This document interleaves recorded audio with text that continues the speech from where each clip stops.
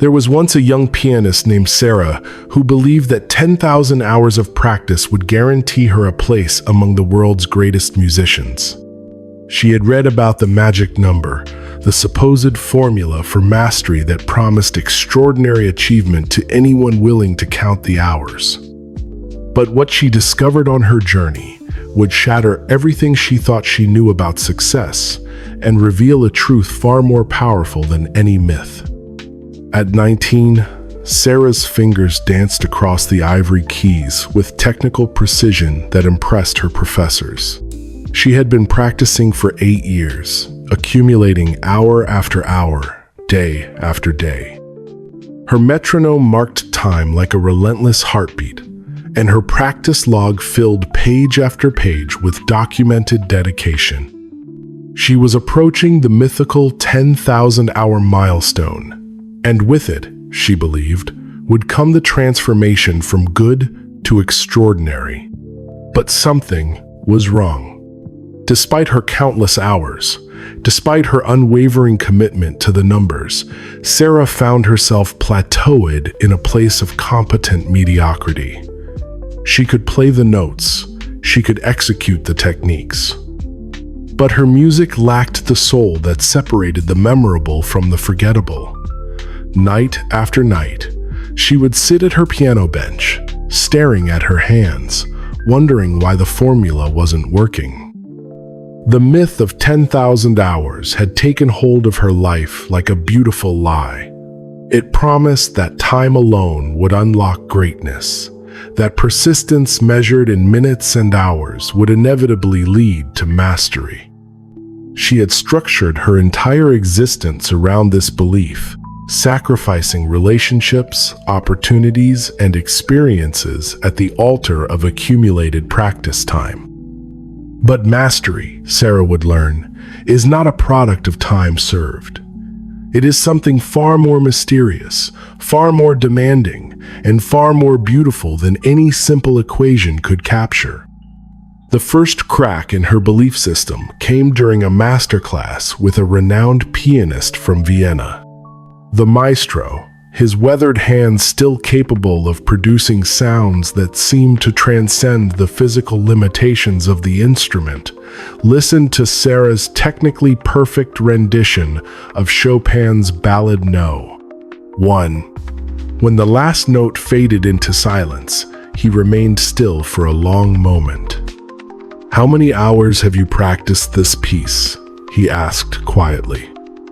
237 hours, Sarah replied without hesitation, consulting her detailed log. The maestro smiled sadly. "And in all those hours, did you ever stop counting long enough to feel what Chopin felt when he wrote it?" The question hit her like a physical blow. She realized that in her obsession with accumulating hours, she had forgotten to accumulate understanding. She had been practicing, but she had not been learning. She had been repeating, but she had not been growing. She had been counting time, but she had not been making time count. That night, Sarah sat in her small apartment, surrounded by years of practice logs, metronomes, and technique books. The weight of realization settled over her like a heavy blanket. She had been living inside a myth, chasing a number instead of chasing excellence. The 10,000-hour rule had become her master, and she had become its willing prisoner. But within that darkness, a different kind of understanding began to emerge. Sarah started to research the stories behind the myth. She discovered that the original study never claimed that 10,000 hours guaranteed expertise. It simply noted that elite performers in certain fields had accumulated approximately that much deliberate practice. The crucial word was deliberate, not just practice, not just time, but practice with purpose, with feedback, with constant adjustment and improvement. She learned about the violinists in the original study, how the best among them didn't just practice more hours, but practice differently. They focused on their weaknesses rather than their strengths. They sought constant feedback from teachers and mentors. They pushed themselves beyond their comfort zones in every session. They made every hour count, rather than simply counting every hour. This revelation changed everything. Sarah began to deconstruct her approach to music, to learning, to life itself. Instead of sitting down to practice for a predetermined number of hours, she began each session with a specific goal. Instead of running through pieces she already knew well, she focused relentlessly on the passages that challenged her most. Instead of practicing in isolation, she sought feedback from teachers, peers, and even recordings of herself. The transformation was not immediate, but it was profound.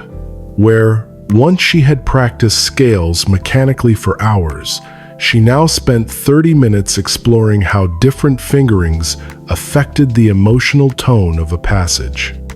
Where once she had repeated difficult sections until muscle memory took over, she now analyzed why they were difficult and developed strategies to overcome the specific challenges they presented. Her practice time actually decreased, but her progress accelerated exponentially.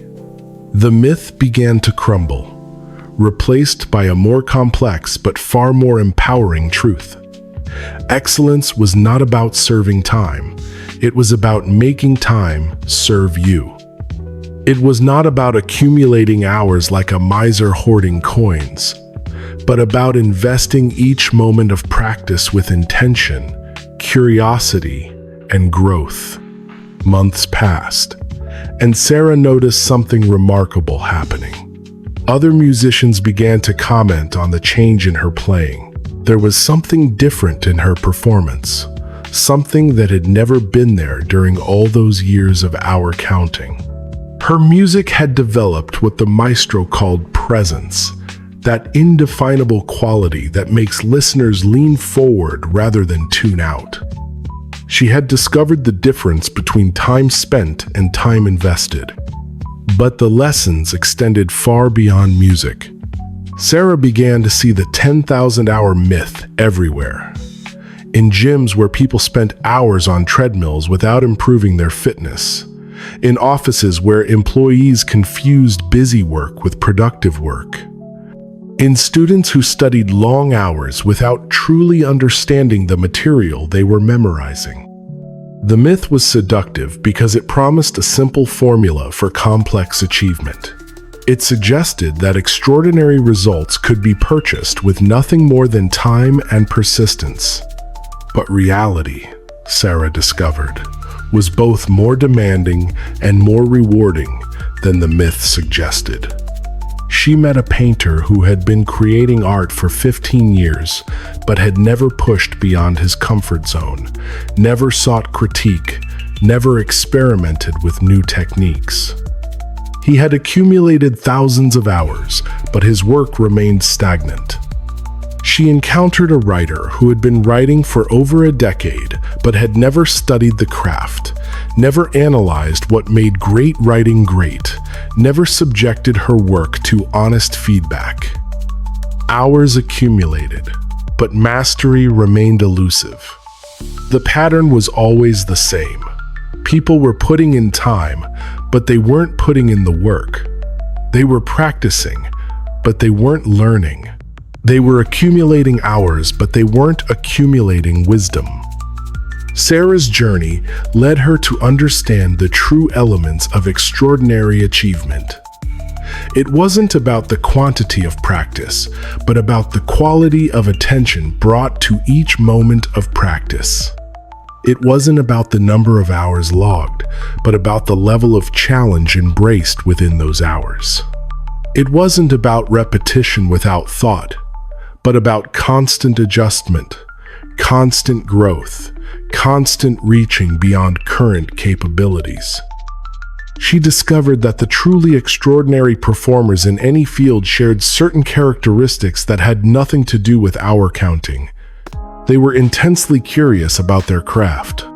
They sought out the most challenging aspects of their field rather than avoiding them. They welcomed feedback, even when it was difficult to hear. They constantly adjusted their approach based on results. They measured progress not in time spent, but in problems solved and skills developed. The pianist who had inspired her transformation became her mentor, and through him she learned about the concept of deliberate practice. Unlike the mindless repetition that characterizes much of what people call practice, deliberate practice was specifically designed to improve performance. It required full attention. It involved activities designed specifically to overcome current limitations. It demanded immediate feedback and correction. It was, by definition, uncomfortable and challenging. This type of practice was exhausting in a way that simple repetition never was. An hour of truly deliberate practice required more mental energy than 3 hours of going through familiar motions. But the results were incomparably superior. Sarah began to see her earlier years of practice in a new light. She had been busy, but not necessarily productive. She had been persistent, but not necessarily effective. She had been dedicated to the process, but not necessarily to the growth that the process was supposed to create. The revelation was both humbling and liberating. Humbling because she realized how much time she had wasted chasing a myth. Liberating because she now understood what actually created extraordinary achievement, and it was something she could control, something she could implement immediately. As her understanding deepened, Sarah's playing continued to transform. She began to win competitions she had never been able to place in before. She received invitations to perform with orchestras that had never noticed her during her hour-counting years. Music critics began to use words like exceptional and transcendent to describe her performances. But perhaps most importantly, she began to love music again in a way she hadn't since childhood. When practice became about growth rather than hour accumulation, when each session became an opportunity to discover something new rather than simply log time, the joy returned to her playing. She realized that the 10,000-hour myth had robbed her of more than just efficient progress toward mastery. It had robbed her of the intrinsic motivation that makes any pursuit worthwhile. By focusing on external metrics, hours practiced, time served, she had lost touch with the internal drivers that had drawn her to music in the first place. Sarah began to share her discoveries with other musicians and eventually with people in other fields. She spoke at conferences about the difference between deliberate practice and mere repetition. She wrote articles debunking the 10,000-hour myth and explaining what actually creates extraordinary achievement. The response was overwhelming. People from every imaginable field reached out to share their own stories of how the myth had misguided their efforts. Athletes who had trained long hours without improving performance. Business professionals who had worked in the same roles for decades without developing new skills. Artists who had been creating for years without growing or evolving. But they also shared stories of transformation that occurred when they shifted from quantity-focused to quality-focused approaches to improvement. The programmer who became exceptional, not by coding for 10,000 hours, but by constantly tackling projects slightly beyond his current skill level. The chef who achieved mastery not through repetitive meal preparation, but by studying under masters, experimenting with new techniques, and constantly pushing the boundaries of her capabilities. The surgeon who developed extraordinary skill not simply through performing thousands of operations, but by carefully analyzing each procedure, seeking feedback from colleagues, and continuously refining her technique based on outcomes. The teacher, who became exceptional, not by accumulating years in the classroom, but by constantly studying student responses, adjusting methods, and seeking new ways to help students learn. In each case, the path to extraordinary achievement involved the same principles Sarah had discovered in her musical journey: focused attention on improvement rather than mere repetition, constant pushing beyond current comfort zones, immediate feedback and adjustment, measurement of progress in terms of capability gained rather than time spent. The stories confirmed what Sarah had come to understand about the nature of mastery. It was not a reward for time served, but a result of challenges overcome. It was not guaranteed by any formula, but earned through constant growth, constant adjustment, constant reaching toward higher levels of performance. She began to see the 10,000-hour myth as more than just a misunderstanding about skill development. It was a reflection of a broader cultural obsession with simple formulas for complex achievements. People wanted to believe that success could be reduced to a recipe, that extraordinary results could be guaranteed through the application of basic rules. But real achievement, Sarah discovered, was messier and more demanding than any myth suggested. It required not just persistence, but intelligent persistence. Not just practice, but purposeful practice. Not just time, but the wisdom to use that time effectively. The myth promised that anyone willing to put in the hours would eventually achieve mastery. The reality was both more challenging and more empowering. Not everyone who put in deliberate practice would achieve the highest levels of performance, but anyone willing to practice deliberately would improve far beyond what simple time accumulation could ever provide. Sarah's own journey was proof of this principle. In 2 years of deliberate practice, she had achieved levels of performance that 10 years of hour counting had never approached. She had not just become a better pianist, but had developed a framework for excellence that applied to every area of her life. Years later, as Sarah prepared for a concert at Carnegie Hall, she reflected on the journey that had brought her to this moment. The program in her hands listed her achievements, her awards, her credentials, but none of it mentioned hours practiced. None of it referenced the mythical 10,000-hour milestone that had once seemed so important.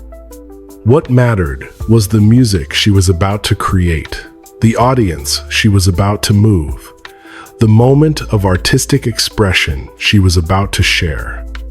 These things existed independent of any timekeeping, any hour counting, any adherence to popular myths about achievement. As she walked onto the stage, Sarah carried with her not the weight of hours served, but the lightness of purpose fulfilled.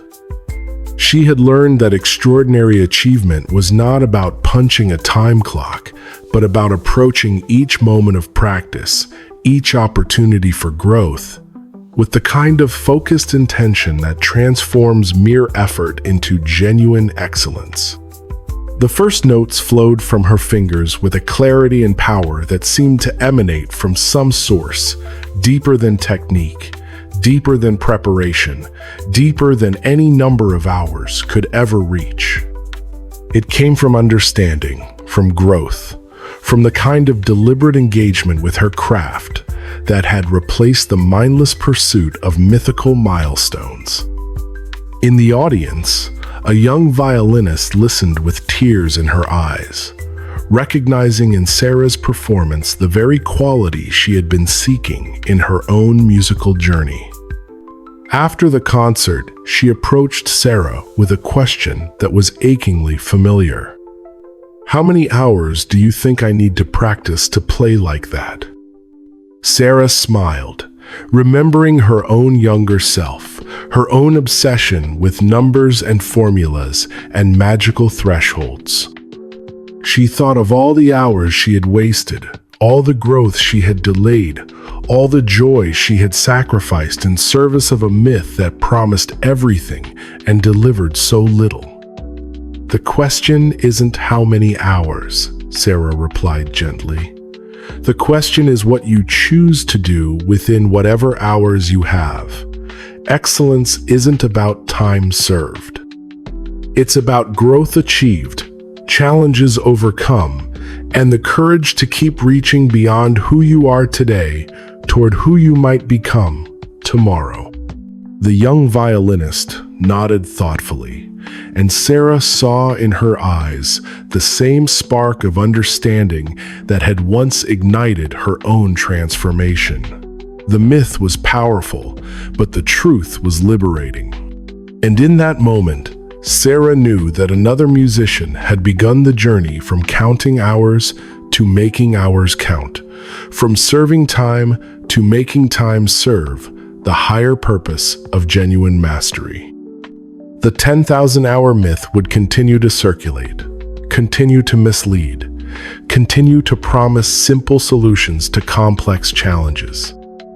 But for those wise enough to see beyond the myth to the more demanding and more rewarding truth beneath it, extraordinary achievement would always be within reach.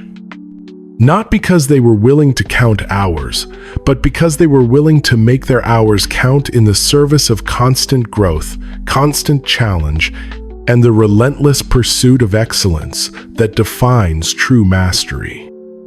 In the end, Sarah understood that the greatest achievements in any field were not products of time, but triumphs of intention, intelligence, and the courage to push beyond the comfortable boundaries of current ability. The myth promised that time would do the work, but the truth revealed that only we can do the work, and that when we do it with purpose, passion, and relentless focus on growth, time becomes not our master, but our most faithful servant in the journey toward extraordinary achievement.